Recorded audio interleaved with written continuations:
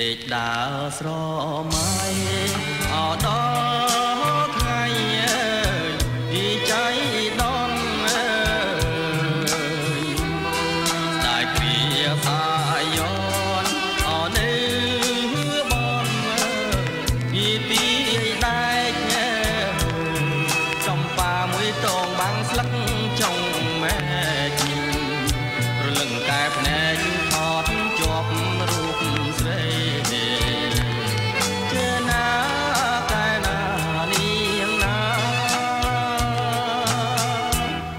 ខ្ញុំលួចសួរក្មេងអរត់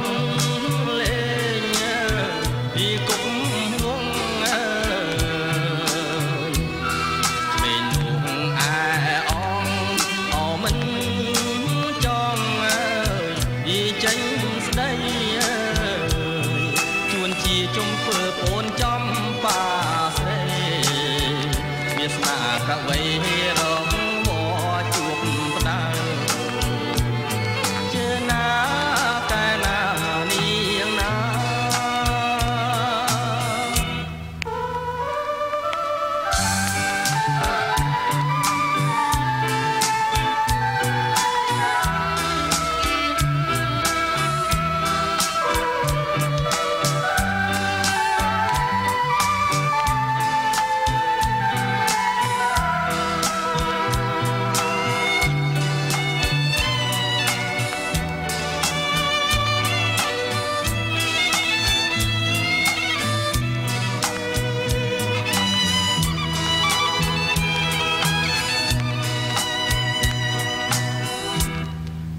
ដើរកិច្ចប